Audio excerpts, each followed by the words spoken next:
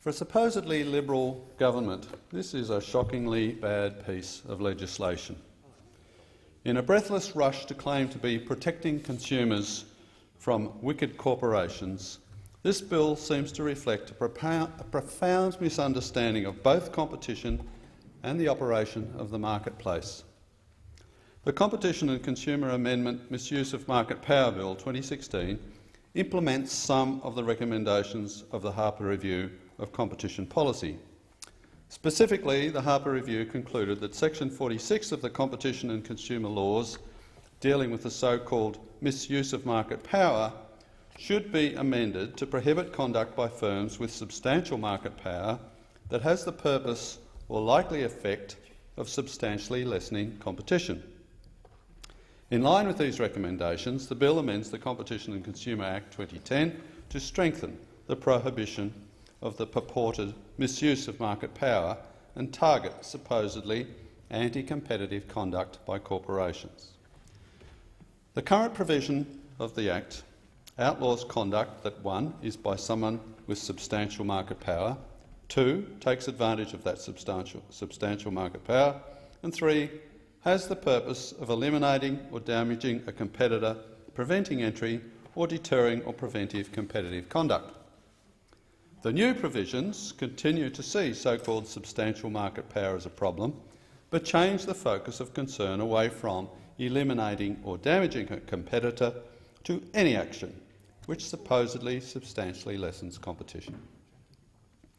To add insult to injury, the bill is estimated to generate additional compliance costs of $2.5 million per year over the first 10 years, as businesses are expected to seek legal advice on the new law. This cost will, of course, be ultimately passed on to consumers. So not only do we get more interference in the marketplace, but consumers end up having to pay for the privilege. Simply put, the entire approach of this legislation is irredeemably flawed. In trying to work out when a business has an anti-competitive purpose or effect, the bill deems enhancing efficiency, innovation, product quality or price competitiveness as pro-competitive factors, even though businesses that do these things with a purpose of reducing competition. They want the market to themselves, and this motivation is good. And what is substantial market power really? This simply reflects the success of a business in meeting consumer demand. Big businesses, which this bill seems to see as the root of all uncompetitive behaviour, all began as small businesses. They got to be big by being more competitive, not less, by satisfying their customers better than their competitors, which remain small. In the free market, if you fail to meet the needs of your customers, then however big you are, you will lose market share and eventually close the doors. So in order to become dominant, big businesses must be doing some things pretty right. What the authors of this bill seemingly fail to grasp is what actually causes uncompetitiveness.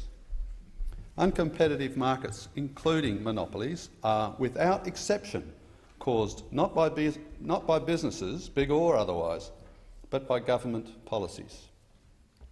Policies that over-regulate and restrict businesses, anti-competitive labour laws, usurious taxation, restrictions on supply and international trade.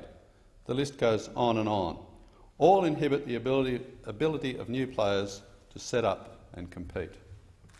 Invariably, government restrictions and controls tend to favour large established businesses over small business and start-up.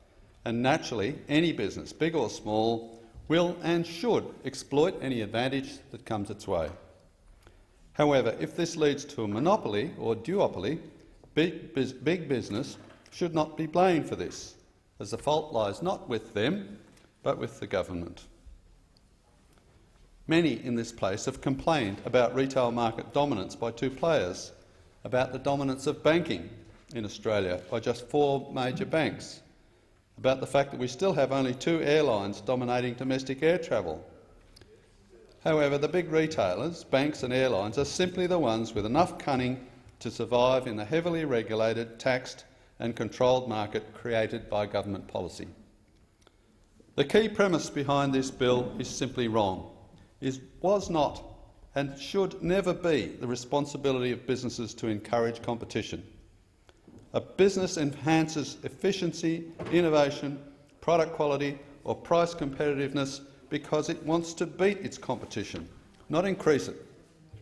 Instead of banning individual corporate conduct with a purpose or effect of lessening competition, if anything, the bill should make such conduct compulsory.